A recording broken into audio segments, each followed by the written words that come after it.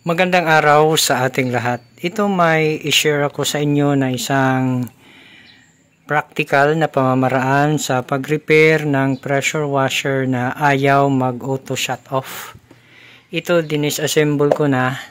Bali dito sa part na ito yung pump motor. Dito naman yung inlet, water inlet. Tapos dito naman yung outlet. Dito yung switch. Tawagin ay actuator switch. Yung nandito ay actuator. So actually ang pressure washer na ito po ay back job. Ang issue talaga nito ayaw mag auto shut off. Yung ginawa ko, nagpalit ako ng actuator. Tapos nung magpalit ako ng actuator, after a week ibinalik sa atin ng may-ari kasi bumalik daw yung problema.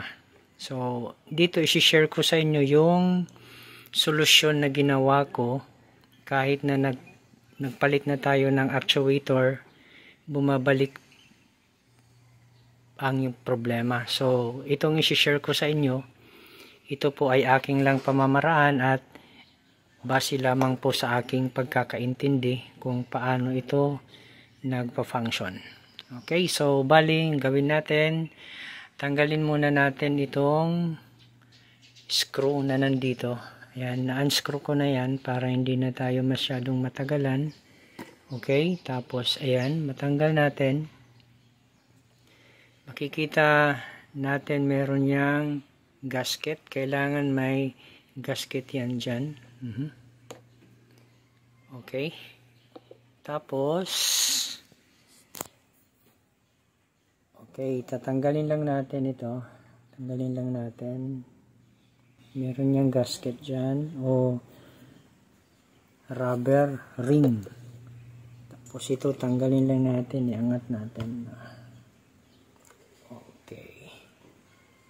Yan, tinanggal natin. Tapos ito. Share ko sa inyo kung ano nga ba yung ginawa natin. Bali yung ginawa natin, binawasan natin itong spring. Okay. Nagbawas tayo ng spring. No? Yan o. Kasi yung original na size ng spring ay ito yun o.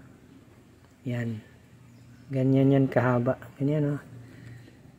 Yan. So, yan po ay binawasan natin. Isa, dalawa, oh. Isa, dalawa. Yan. Yun po yung binawas natin. Yung dalawa.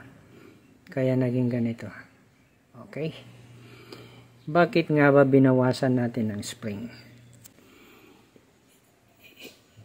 Dahil hindi ito masyadong makasundot dito sa actuator switch. Kailangan kasi masundot ang actuator switch na yan para mag-auto shut off ang pressure washer. So, ang ginawa ko, nagbawas tayo dito ng spring. Okay? Tapos, nagpalit na rin tayo dito ng mga rubber gasket o kung tawagin nila ay O-ring or O-ring.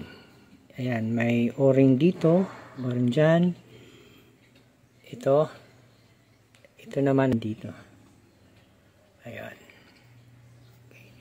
Pagkatapos natin bawasan yung spring, itinesting natin at gumana naman. So, sige, ipapakita ko sa inyo na ito talaga ay gumagana na. Base sa ating ginawa. So, ulitin ko, ang problema na ayaw mag-auto shut off nitong pressure washer, ang isang pamamaraan ay pwede tayong magbawas ng haba ng spring. Okay? Kung ayaw natin magpalit ng actuator. So, pag nabawasan natin yung haba ng spring, tapos itry natin, at least masusolve natin yung problem. So, gagawin ko, ibabalik ko lang ito dito. Tapos, itesting natin ulit. At ito na, naibalik na natin yan, part na yan, dyan. Bali, para kayo magkaroon ng ideya, yung sequence niyan ito, ganyan. Yan, merong spring, tapos pag naipasok na natin yan, saka natin ito ilalagay. Bali, ang magiging ano niyan ito, ganyan. Ganyan po, ayun. Bali, ayan po yung sequence niyan, dyan sa loob. Okay? Tapos niyan, ikakabit natin ito. Dito. Kailangan itong part na ito ay nakalapat talaga dito. Lapat na lapat. Itong part na yan. Ito. Kailangan nakalapat yan. Okay? Bali, ito na po. Naikabit na po natin itong actuator switch doon sa actuator. Tingnan ninyo, yan po ay lapat na lapat, ano? At pag nakalapat na yan, saka natin ilalagay yung screw dito. Saka higpitan natin. Okay. Pag nahigpitan na yan, testing natin. Ito na, iti-testing na natin. Yan po ay naka-plug in na doon sa power source. Okay. Yan po ay naka-ano na sa tubig. So, ito, i-turn on ko.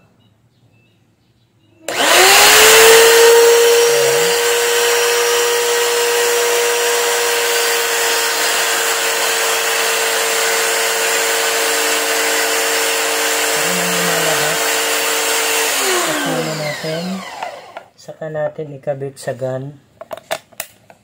Okay. I-turn on natin ulit.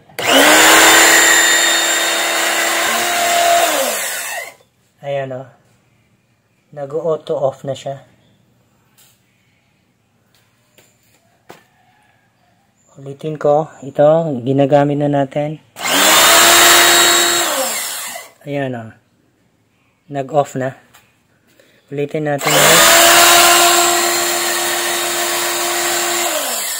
Ayan. Nag-auto shut off na siya.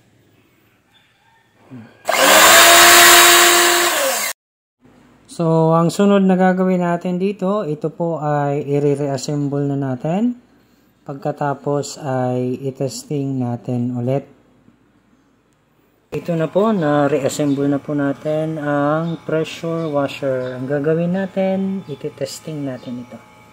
Ito po ay naka-plug in na sa power source. Yan po ay naka-connecta na sa source ng tubig.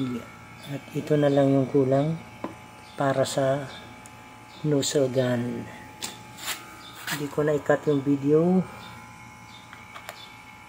Yan.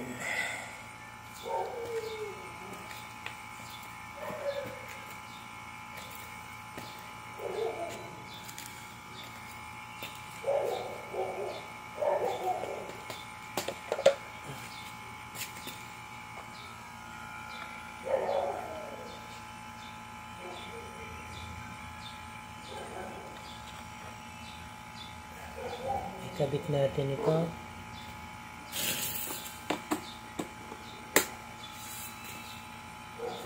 Saka paandarin na natin ang pressure washer.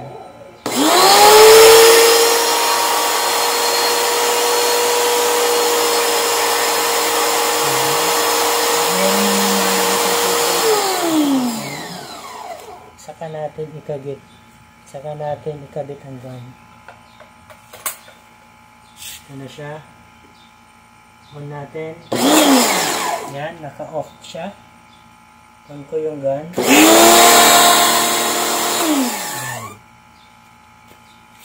Ulitin ko. Yan. Nag-auto shut off na siya.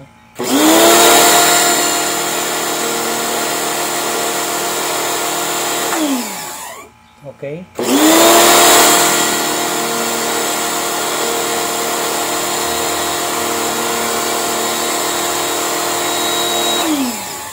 Hanggang dito na lang itong ating video tutorial. Kung nagustuhan niyo itong video, paki-like at share. Kung hindi ka pa nakapag-subscribe, mari po lamang ay mag-subscribe sa aking channel.